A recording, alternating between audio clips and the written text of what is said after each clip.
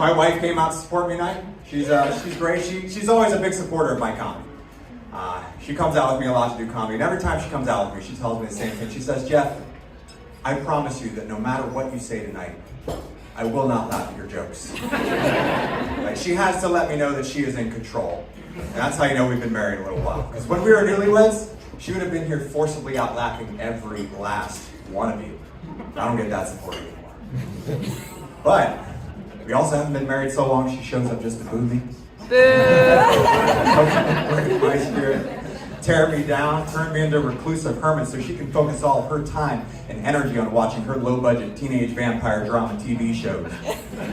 So it's a nice balance that we found, you know? She supports me, needs me to know that she's in control. Like, we're still at a point in our marriage where I know that she would die for me. But only if she gets to pull the trigger. Don't think about that one too much, it's a little dark. Now, my wife is great, though. She's great. She's one of these people, she's always going to do the right thing right away. Like, is there a bill? Pay it. Is there a school form? Fill it out. Keep her husband satisfied in every way imaginable. She's a little sleepy tonight. I mean, her boss has just been riding her hard lately, and she is bone tired. Wait a minute. No, see, I'm not like that. See? I get to things, eventually. And sure, I might not always remember her birthday or our anniversary or which of her friends I'm supposed to stop hitting on. It just feels like it's all of them at this point, and like, I can't keep that straight. And look, I'll try to not get arrested in another one of our 5-year-old soccer games. Or maybe that ref can get his head out of his ass. I'm proud of my daughter, though. They said that in the 5-year-old league, she got the first ever red card. They don't even keep score in the sleep, but that's 1-0 in my book. Our kids are getting old. We have 2 kids, 3 and 5-year-old daughters. They're great. They're starting to get curious now.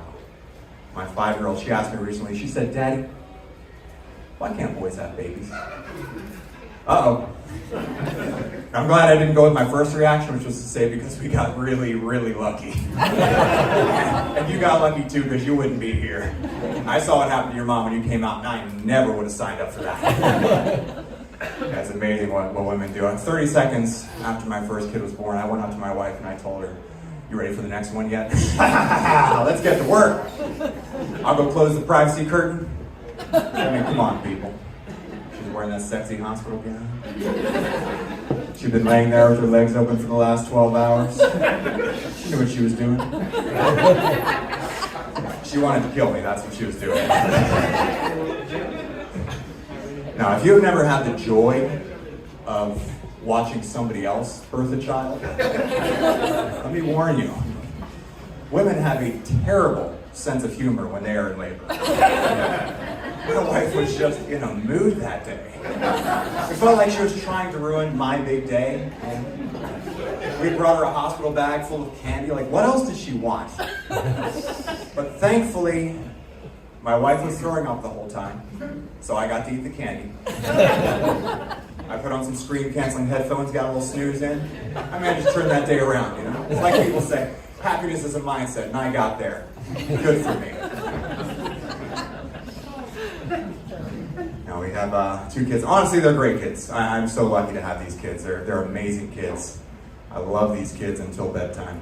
Because at bedtime, they turn into monsters. Like, they lose all human empathy and they just snap. But you know what? Next time I'm going to snap with them. Not in a violent way, that's not what I'm about. No, I can go way deeper than that. Next time they're giving me trouble, I'll just say, do you really think that Princess Elsa came to your birthday party? Is that what you think happened? You think she left her beautiful castle to come to our house with the broken screen doors, a leaky roof, and a reverse mortgage? It was a 95-degree July day, and Elsa sang you songs about how much she loves the snow? That didn't seem odd to you? You never thought to ask how or why this woman showed up at our house? Well, I'll tell you. We found this woman on Craigslist. We paid her an insulting amount of money to put on a costume and degrade herself for 2 hours. She didn't take the bus home because her chariot's in the shop, no. It's because she's had too many DUIs. And she really needs this job to prove to her probation officer that she's gotten her ice magic under control. So we all went on vacation recently. Probably because I need to chill out. Now we took a cruise to the Bahamas. It was amazing. Like, cruise ships are awesome. Like, everything that it goes into building these boats. And then people come from around the world to work on these boats, send money home to their families. It's a noble thing to do. Something their parents should be proud of. Unless their kid is the cruise ship DJ. Like, oh, your kid's a doctor, that's great. Now, my son thought about going to medical school, but then realized that his real calling in life is to play Cotton Eye Joe and the electric slide for a bunch of morbidly obese rednecks. Look, people, I don't care what your race, religion, nationality is. Once we get on a cruise ship, we are all morbidly obese rednecks. Start drinking at 10 a.m., 6 buffets a day. We're forced to sleep with our cousins because they won't let us bring any livestock on board.